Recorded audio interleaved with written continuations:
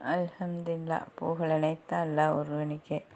ஆமாங்கம்மா, நீங்கள் அனுப்புனது ஆயத்து அப்படித்தான் அல்லாஹ் தஆலா வந்து நீங்கள் சிந்திக்க மாட்டீங்களா? ஏன் அப்படின்டா, மனுஷெல்லாம் வாழ்கிறாங்க, அதே மாதிரி நம்மளும் வாழணும் அப்படின்னு நீங்கள் நினைக்கிறீங்களே தவிர, இதில் வந்து குர்ஆனில் எப்படி போட்டிருக்கு, அதை எப்படி வாழணும் அப்படிங்கிறதே சிந்திக்க மாட்டேங்கிறீங்களே. மனிதனுடைய வழிமுறையை சிந்திக்கிறிய, அதன்படி வாழணும் அப்படிங்கிறிய. ஆனால் குர்ஆனுடைய அல்லாஹ் சிந்தனையை கொண்டு ஒவ்வொன்றும் போட்டிருக்கான். சிந்திப்போர் உண்டா சிந்திக்க மாட்டீங்களாண்டு. அதே மாதிரி அவரவருக்கான தனித்துவமான வாழ்க்கை.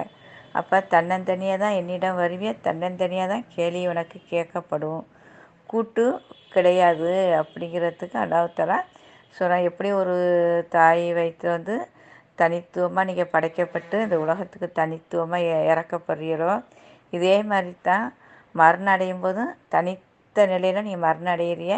என்னிடம் வரும்போதும் தனியாக தான் வரப்போறிய. என்னிடம் கேள்வி உனக்கு கேட்கும்போதும் தனியாக தான் கேள்வி உனக்கு கேட்கப்படும் அப்படிங்கிறது இருக்குது. அப்போ ஆமாம், அப்போ இந்த உலகத்தில் பிறக்கும்போது தனியாக குழந்த வருது. அப்புறம் இறக்கும்போதும் தனியாக தான் இறக்கக்கூடியதாக இருக்குது. அப்போ கேள்வி உனக்கு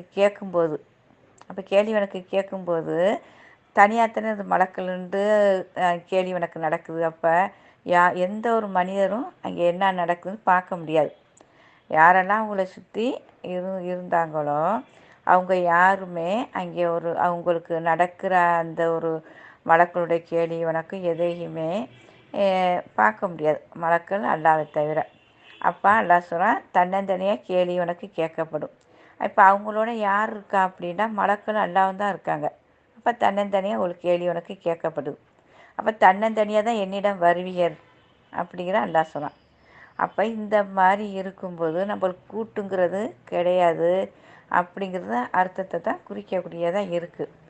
அப்போ அல்லாஹ் தஆலா ஒவ்வொன்றும் ஏன் அப்படின்டா, ஒரு 10 பேர் ஒரு இடத்துலேருந்து ஒரு துவா செய்யணும் அப்படின்டா கூட 10 பேருடைய மனசுல அவங்கவுங்களுக்கு மனநிலைக்கு தகுந்த துவா தான் செய்ய முடியும். ஒரே துவா அமையாது. ஒரு 10 பேர் இருக்காங்க. ஒருத்தர் ஒரு நோயாளியாக இருப்பாங்க, ஒருத்தருக்கு ஒரு வயிற்று வலியாக இருக்குன்னா வயிற்று வலி தேவையா போனால் தேவையே அப்படி மனசு விரும்பும். அந்த விரும்புகிறது தான் பிரார்த்தனை, துவா. இன்னொருத்தருக்கு அப்பா வீட்டுக்கு போகணுமே, வீட்டில் போய் அங்கே எத்தனை பிரச்சனை இருக்குது, அதை பார்க்கணும் இதை பார்க்கணும் அப்படின்னு ஒரு சிந்தனை வரும். அப்போ அதுதான் அவங்களுக்கு பிரார்த்தனை. இந்த மாதிரி ஒரு 10 பேர் தான், 10 பேருடைய மன எண்ணங்களும் வேறு வேறு நிலையில் இருக்கும். அது வேறு வேறு நிலையில் இருக்கும்போது தான் வேறு வேறையான பிரார்த்தனைகளை அமையக்கூடியதாக இருக்குது. அதுதான் அல்லாஹ் சொல்கிறான், தன்னந்தனியாக என்னிடம் வருவிய, தன்னந்தனியாக தான் கேள்வி உனக்கு கேட்கப்படும் அப்படிங்கிறது இருக்குது. அப்போ இந்த மாதிரி தான் இந்த குர்ஆனை நீங்கள் அறிஞ்சு வாழுங்க அப்படிங்கிறத அல்லாஹ் சொல்கிறான். அப்போ நீங்கள் சிந்திக்க மாட்டீங்களா, சிந்திப்போர் உண்டான்னு அல்லாஹ் இதை கேட்குறான். அப்போ இது எவ்வளோ கெஞ்சி அல்லாஹ் கேட்குறான். ஏன்னா நீங்கள் சிந்திச்சா இந்த குர்ஆனை பற்றி பிடித்து அதுபடி நீங்கள் வாழுவிய. சிந்திக்கலை அப்படின்டா மனிதர் போகிற அந்த ஒரு போக்கில் தான் போய் வாழுவிய. ஆனால் குர்ஆனை சிந்திச்சு நீங்கள் வாழ்ந்தால் தான் நன்மையை பெற முடியும். அப்படிங்கிறக்காண்டி தான் ஒரு ஆயத்து ஃபுல்லாக சிந்திப்போர் உண்டா சிந்திக்க மாட்டீங்களா அப்படிங்கிற எல்லாம் கேட்குறான். இதுக்கு அடுத்த கடைசி ஆயத்துலலாம் எல்லாம் எப்படி கேட்குறான், என்ன சொல்கிறான் அப்படின்னா, ஒரு சத்தியத்தை கொண்டே சொல்கிறான். காற்று மேலே சத்தியம் நம்புங்க, பூமி மேலே சத்தியம் நம்புங்க, கடல் மேலே சத்தியம் நம்புங்க, இன்னும் வந்து ஆத்மா மேலே சத்தியமாக நம்புங்க. இந்த மாதிரி சத்தியங்கிறது வந்து எவ்வளோதான் இருக்குது, அவ்வளோது இருக்குது. ஏன் அப்படின்டா, சிந்திக்க மாட்டேன் உனக்கு கெஞ்சி பஸ் சொல்கிறான். சிந்திச்சு பாருங்கள், அதுபடி வாழுங்க, இதை விட்டுட்டா நீங்கள் உங்களை காப்பாற்றப்பட மாட்டீங்க. அதனால் சிந்திங்க, குர்ஆனை சிந்திச்சுன்னா உங்களுக்கு எல்லாமே தெளிவாக்கப்பட்டுரும். சிந்திங்க, இதில் என்ன போட்டிருக்கு, இது அல்லாஹ் என்ன சொல்லியிருக்கான்.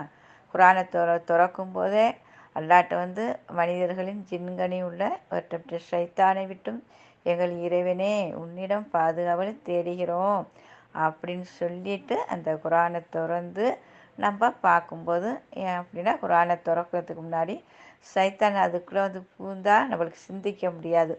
அதனால தான் இந்த ஒரு பிரார்த்தனையோடு நம்ம குர்ஆனை திறக்கும்போது அப்போ அல்லாஹ் தஆலா நம்மளுக்கு அதை அப்படியே நிதானமாக உட்காந்து படிக்கும்போது சிந்தனை கிடைக்கும். அந்த சிந்தனை கிடைக்கும்போது அல்லாஹ் என்னென்ன சொல்லியிருக்கான், எப்படி எப்படி வாழ சொல்லியிருக்கான் அப்படின்ட்டு தெளிவாயிரும். அதில் நம்மளுக்கு பயமும் கொடுக்கும், உள்ளட்சமும் கொடுக்கும். அதன்படி வாழணுமே அப்படிங்கிற உள்ளட்சம் ஏற்படும். அதனால அல்லாஹ் சிந்திங்க சிந்திங்க அப்படி கெஞ்சி கேட்குறான்.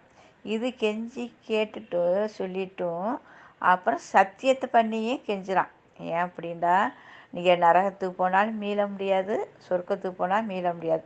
சொர்க்கத்துக்கு போனால் சொர்க்கம்தான், நரகத்துக்கு போனால் நரகம்தான். அதனால நீங்கள் இந்த உலகத்தில் இருக்கும்போதே நீங்கள் நன்மையை பெற்று சொர்க்கவாசி ஆயிருங்க. நீங்கள் நரகத்துக்கு போயிடக்கூடாது. அதனால தான் நான் இத்தனை சத்தியம் பண்ணுறேன் அப்படின்டா. சத்தியம் பண்ணியாவது நீங்கள் நம்புங்க. ஏன்னா சிந்திங்க சிந்திங்கன்னு எவ்வளோதோ குரானை நான் சொல்லிகிட்டே வரேன். அதுலேயே நீங்கள் கேட்கல அப்படின்டா நான் சத்தியம் பண்ணுறேன், இந்த சத்தியம் பண்ணலையா நீ நம்புங்க.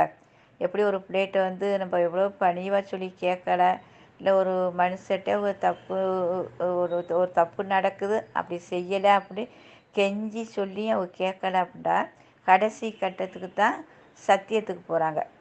சத்தியமாக நான் சொல்கிறேன் நம்பு அப்படிங்கிறாங்க. அந்த மாதிரி தான் எல்லாம் எப்படி நம்மளை வந்து அப்படியே கையை பிடிச்சி கெஞ்சி சொல்கிற மாதிரி இருக்கு. நீ நரகத்துக்கு போயிடாத, நீ சொர்க்கத்துக்கு போகணும், இந்த ஆயத்தை பாரு, படித்து தெளிவடைஞ்சு நீ வந்து நன்மையின் பக்கம் வழி நடந்து வா, உன்னை கெஞ்சி கெஞ்சி நான் சொல்கிறேன். அதனால் இந்த வானத்து மேலே பூமி மேலே அனைத்து சத்தியத்தையும் சொல்லி நம்பு. நரகம் சொர்க்கம் இருக்குது நம்பு. இது வந்து நான் என்ன வந்து உங்களுக்கு தீர்ப்பளிக்கப்பட்டுச்சோ அது நடக்கும். அது என்னிடமிருந்து மாற்றப்படாது. அதனால நீங்கள் இங்கேயே நன்மைகள் அடைஞ்ச நிலையில் பாக்கியமான நிலையில் வாங்க. அதனால இவ்வளோ சத்தியத்தையும் நான் சொல்கிறேன்டா நீங்கள் நம்பணும் அப்படிங்கிறக்காண்டி தான் நான் இவ்வளோ ஒரு எத்தனை அத்தியாயத்தை அந்த சத்தியத்தை கொண்டு தான் நல்லா சொல்கிறான்.